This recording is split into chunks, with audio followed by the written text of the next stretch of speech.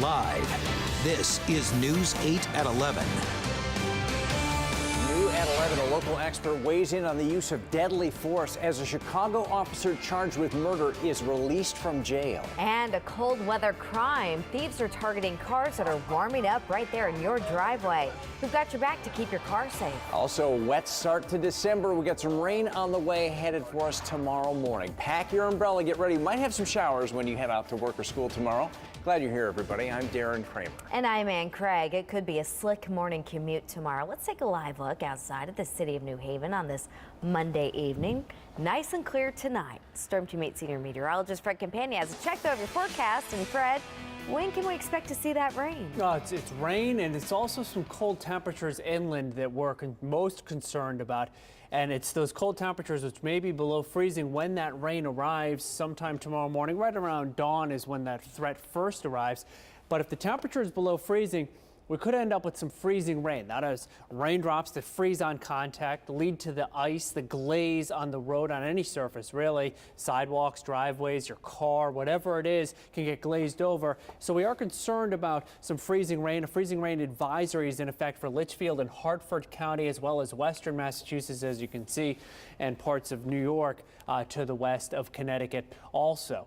As you look at the temperatures right now, it's upper 20s in those areas, 28 for Torrington, 29 for Windsor Locks, and for Hartford. It's above freezing almost everywhere else, including 40 still for Bridgeport. Here is the rain heading our way. Still several hours away. The threat does not really arrive for any precipitation until well after midnight, most likely by about 5, 6 o'clock in the morning. At the shoreline, the temperature is above freezing, so it's just a wet commute. It's inland that there could be some icy spots to deal with, right in your driveway, but also on any untreated roads as well. The temperature will creep above freezing, and in most spots should be above freezing by about 9 o'clock in the morning. Only 37 though with rain at noontime. It's a long storm system that we'll be dealing with beginning tomorrow. I'll let you know when it will come to an end coming up in a few minutes. All right, Fred, thank you. We'll see you then. Well, many people are out there enjoying the mild weather we've been having. Some businesses are just ready and they're waiting for winter to arrive. Mount Southington is one of them. They did a little snowmaking last week, but they need at least 3 days in the 20s to get those trails covered. Cass Tree Valley in East Lyme is also looking forward to the colder temperatures. They are just stocked up on snow blowers, shovels, ice melt heaters, and a whole lot of winter gear. Hopefully soon. It would be nice to sell some of this stuff, but we'll have to see what the season brings. We would love to get the season rolling as soon as possible. So the sooner the cold temperatures come, we're ready for it. Well, Mount Southington says it won't open for the season until it has a base of at least 6 to 12 inches of snow there on the trails. They expect and they're hoping to be open by December 12th. Well, this is a time of year when a lot of us warm up our car before we take off, but it turns out that can be trouble. Darren has stepped outside tonight to show us what not to do. Darren? Well, I'll tell you what not to do. Most of us are probably going to do this in the morning. It's cold. It's that time of year. You sneak out in the driveway, right? Hop in. Just get things running a little bit and get it warmed up. Good for the car. Warm when you get in. Shut the door and you go back and finish the coffee in the house, right?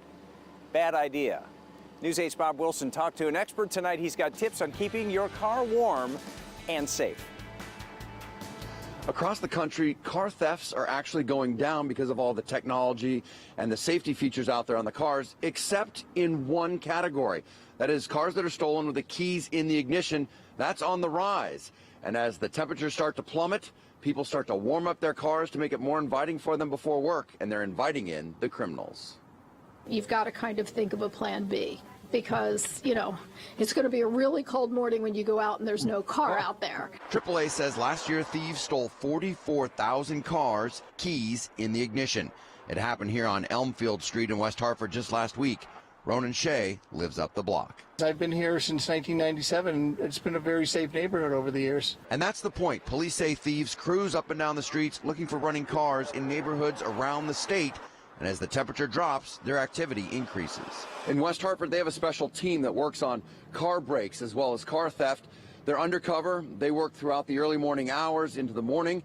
And they say while they're out there catching these guys and trying to keep your car safe, there are a couple things you can do to protect yourself and keep yourself from becoming a victim. You have the remote keyless starter that you can get, and that way you can warm up your car and at the same time leave it locked.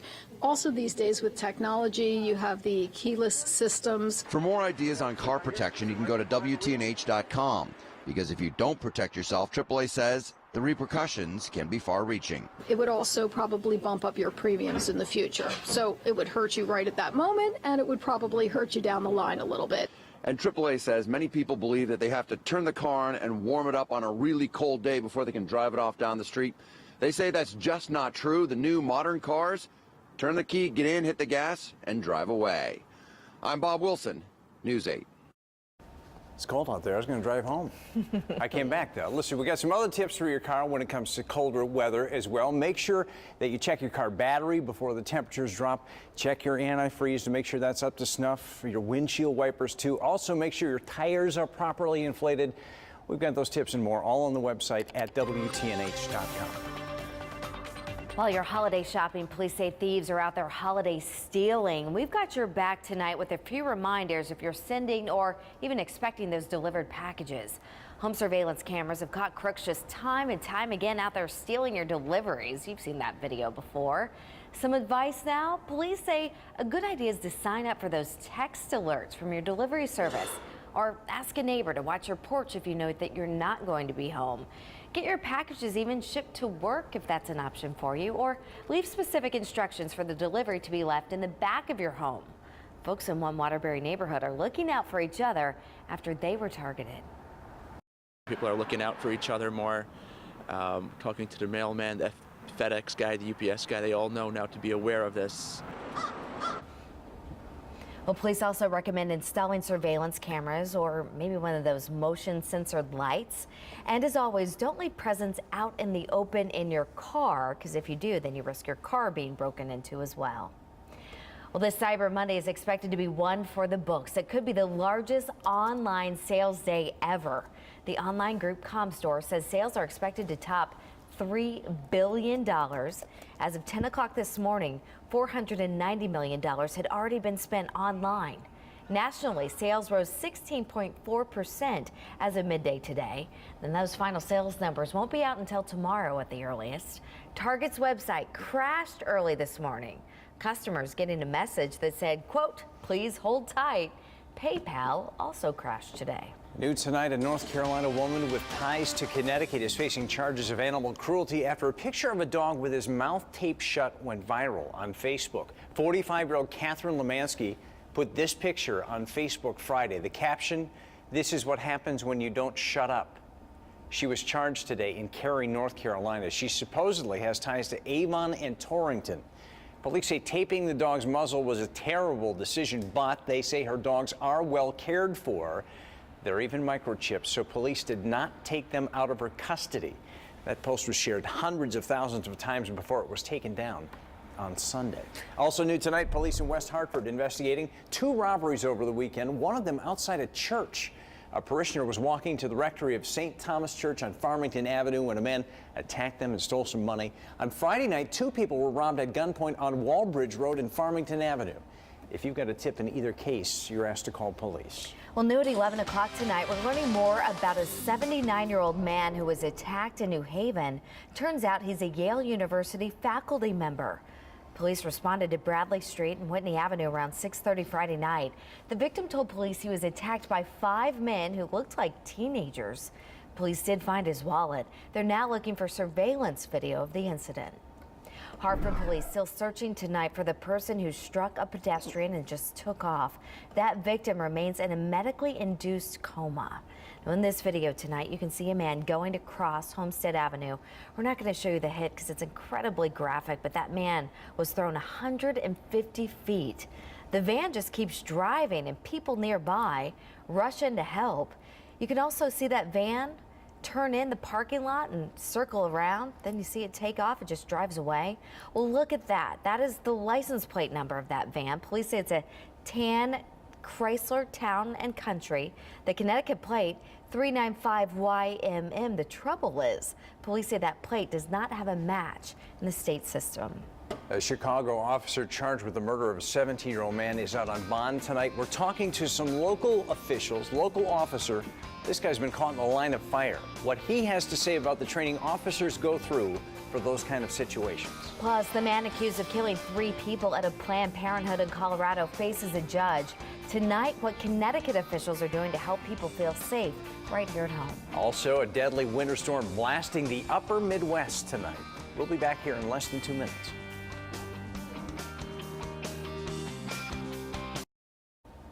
Tonight, the Chicago police officer charged with murder in the death of a 17-year-old black man is free, at least for now. Bond for Officer Jason Van Dyke had been set at $1.5 million. He was released after posting part of it. Prosecutors say Van Dyke shot and killed Laquan McDonald 16 times during a confrontation in October of last year. City records reveal Van Dyke had 17 civilian complaints on his record, including 3 for using excessive force. Well, the video of that deadly shooting was just released last week. Van Dyke just continued to fire after the suspect was already injured on the ground. New tonight, News 8's Jason Newton spoke to a former New Haven officer who has been in the line of fire before to describe how police are trained. He joins us live here in the studio with what he found. Jason? Darren, and it's the most dreadful situation a police officer can encounter, one where he must decide in a split second whether or not to draw, then fire his weapon. We spoke to one former police officer who's pulled the trigger before and says it's all a matter of training. Vincent Riccio is a former sergeant with New Haven Police who is now certified by the state to train security officers. The recent video release showing a Chicago police officer open fire on 17-year-old Laquan McDonald made him question that department's training. I don't believe the officers are being aware of how many bullets they're actually discharging under the stress that they're under. Riccio joined the force when cops still carried 6-shooter revolvers, and they needed to be cautious about how many bullets they fired. In contrast, McDonald was hit by 16 shots, all from the same gun, many of those coming after he falls to the ground. We were trained to fire twice and reevaluate. And I think that's gotten forgotten in the day and age of semi-automatic weapons, where they, instead of saying fire twice, reevaluate, they now say fire until the threat is over. During one wild night in New Haven in 1991, Riccio was shot at and stabbed by 2 different suspects. He wasn't hurt, but in both cases, he decided not to fire his weapon. He credits good training for his restraint. An awesome responsibility for an officer that's discharging his weapon. And there are so many decision-making processes that goes into that it needs to be part of their training to become instinctual rather than making a decision at the time. You've got to take into... Now, Riccio says when he was stabbed, he wasn't injured because the knife blade broke on his bulletproof vest. He did receive the Medal of Valor for his actions that night. Live in the studio, Jason Newton, News 8. All right, Jason, thanks. Jury selection began today for the first of 6 Baltimore officers headed to trial in the death of Freddie Gray.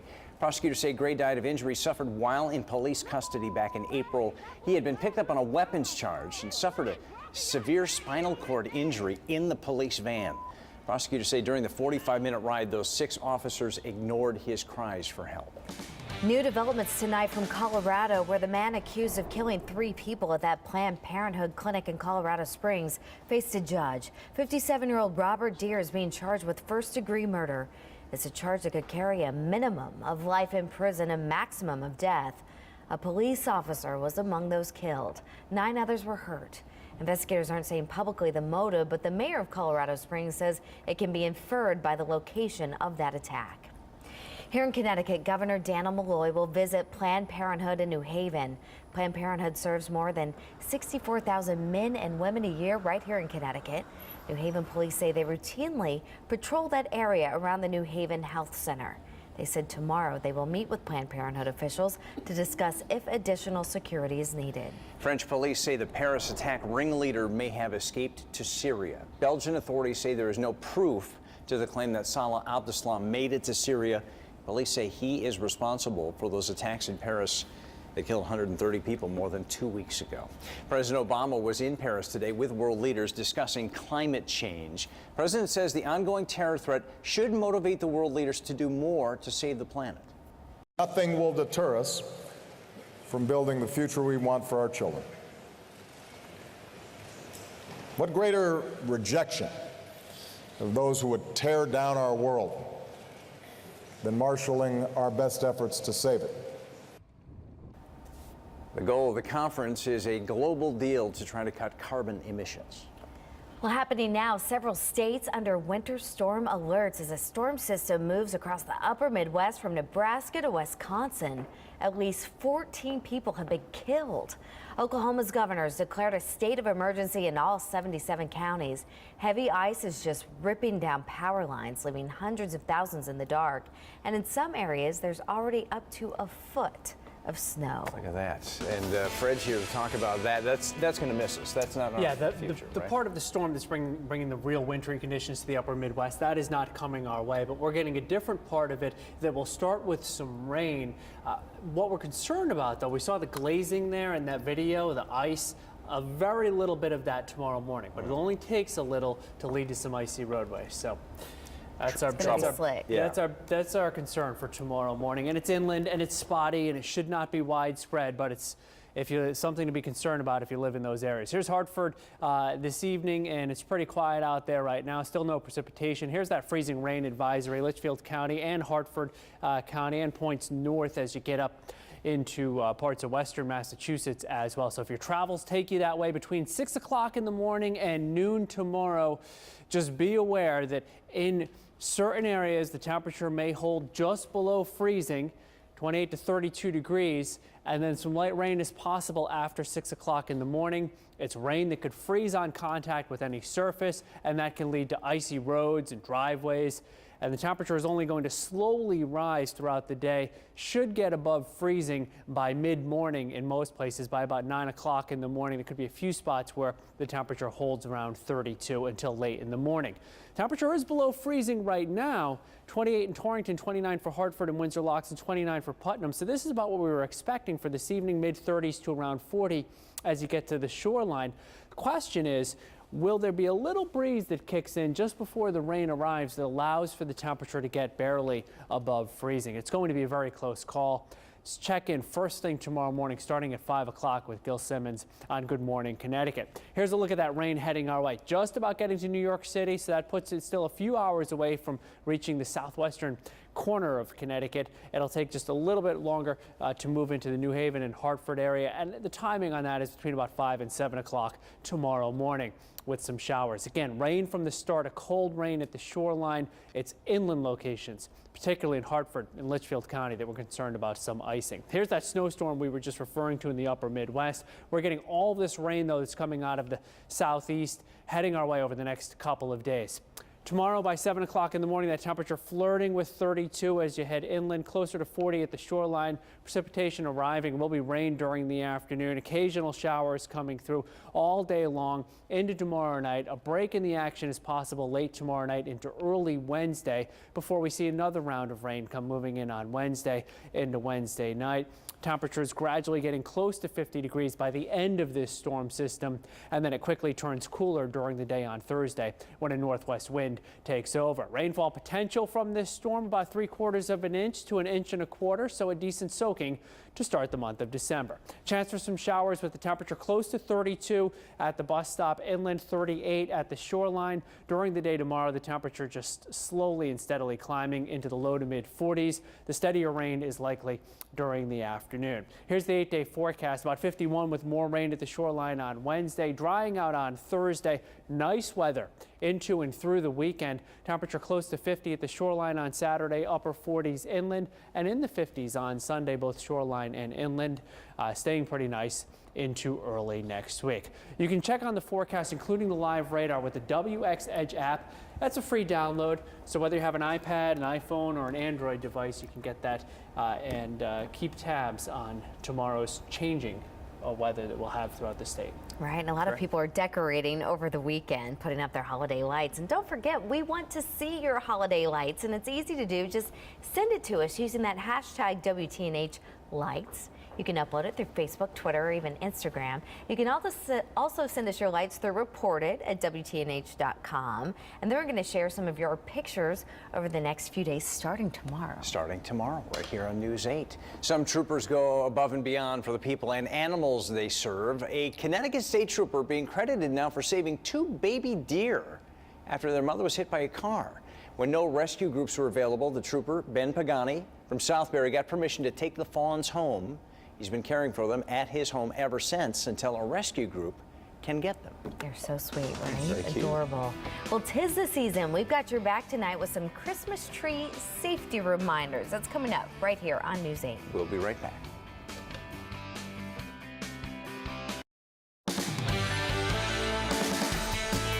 Well, if you've started trimming the tree or putting up decorations, we've got your back tonight with some things you need to do to keep your family safe.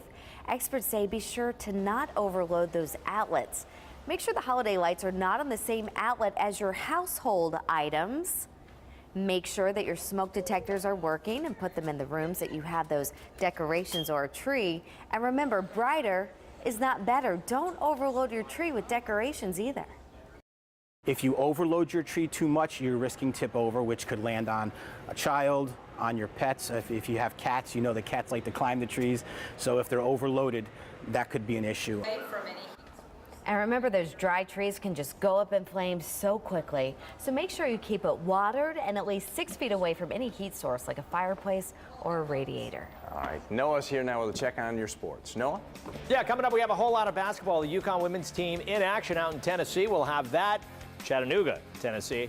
Plus, a local game as well is Southern Connecticut State men's team trying to stay undefeated. Stick around. We have your sports.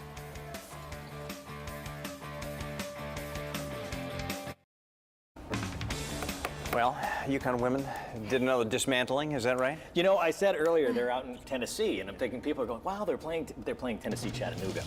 Yes. Different deal. Big difference, right? Another 40-point-plus win for the UConn women's basketball team. Early today, the Huskies find out that Brianna Stewart is named the American Conference Player of the Week for the second week in a row. Not a big surprise. Yeah. And then she goes out and scores 14 in a win over Chattanooga. That was plenty. But the star of the game tonight, Mariah Jefferson, she's going to make you pay for bad passes like that. The steal and then, well, it's like a layup line for her. Watch her on the next play here. She goes to the basket with the left hand for the easy two. Jefferson did not miss a shot tonight. I mean, really did not miss. Made all 5 of her field goal attempts, including a three-pointer. She also made all 4 of her free throw attempts. She ends up with 15 very efficient points to lead the team and the Huskies to the victory, 79-31. Next up for UConn at DePaul on Wednesday. And the Southern Connecticut State men's team stays unbeaten. The 7th-ranked Owls get a couple big performances tonight against LIU Post. Head coach Scott Burrell has himself quite a backcourt. Southern is off to a 4-0 start here. He's got Desmond Williams to Mike Mallory, a nice combination. Mike Mallory coming off a career-high 43, gets 19 tonight, way ahead of the field. A pretty little layup here. Toby Christensen has a career-high 18 as he was 6 of 8. There's his pop right there. All net here. Jack McCarthy now looking ahead, and they just score a lot of points off a very efficient offense. Williams out in front. He gets the bucket, plus he nearly takes out John Pearson, who was shooting the game. Pearson was okay. LIU Post wasn't. Another shot. Austin Carter from Mallory knocks down the shot. Williams, though, the story of the night, 28 points, 10 rebounds, 9 assists, so just 1 assist shy of the triple-double. 98-84, Southern wins it. The Owls are 5-0, and next up for them, visit UNH on Wednesday, a local game. All right, so now it becomes a farewell tour for Kobe Bryant. The Los Angeles Lakers star says this will be his final season as an NBA player. He actually announced the retirement in the form of a poem on a website Sunday night. But today, the 20-year veteran talked about making this season his last. So what's new? But no, I mean, it's you know, I honestly feel good about it. I really do. I mean, I really feel at peace with it, and you know, excited for what's to come, honestly. Kobe will obviously go down as one of the all-time greats in NBA history. NBA action on the court tonight. The Celtics trying to stay above the 500 mark and do. Avery Bradley had 25.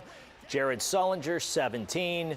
Dwayne Wade had 30 for the Heat in a losing effort, but the Celtics end up winning it 105-95. On the ice, the Rangers beat the team formerly known as the Hartford Whalers. Talking about the Carolina Hurricanes. How's this for a quick goal? Less than 2 minutes in, a Hurricane penalty. Matt Zuccarello makes him pay with a quick score. With the Rangers up 3-1, goalie Cam Ward tries to clear the puck, but he gets it right to Kevin Hayes, who feeds Derek Brassard. It doesn't get any easier than that. Final score, Rangers win it 4-3. All right, tomorrow we will be in all our glory. Talking about the sports team here as the high school football playoffs start. 32 teams open in the state playoffs, all with one goal, to win a state championship. Ansonia is one of those teams. The Chargers finished an undefeated regular season, and this is what they expect in Ansonia. It's just a great culture they've developed up there. Real hard-nosed, and there's just been so many great players that have come up through the youth system that have wanted to play for Ansonia High School, be part of our town. They go to the games as little kids, and they continue to watch it, and when it's their turn, they want to make the most of it. All right, so it'll be Ansonia versus Capital Prep tomorrow, and we'll have highlights from games all over the state. I mean, we got games from, as far up as Granby, all the way out into the valley, and then as far down as Norwalk and beyond. And you'll have them. Right here. Way to go. Yeah. All right. Noah, Thanks, Al. Last check on the weather. Man, they'll be playing those games in the rain. Yeah. Before it's plain old rain, though, inland for a few hours tomorrow morning, there is a freezing rain threat. Yeah, You like awesome, that, huh? You see the face he's making over here. 28 to 32 in spots inland early tomorrow, and then you bring some light rain into the mix, so that could lead to some glazing, some icing, basically slippery on the roadways, at least possible tomorrow morning. Temperature rising throughout the day, so just raw and rainy by later on in the day. All right. We've had a good season. One bad night, we're okay. One bad night. All right, that's it for News 8 at 11. Have a good night. We'll see you back here tomorrow night. Yeah, we were talking.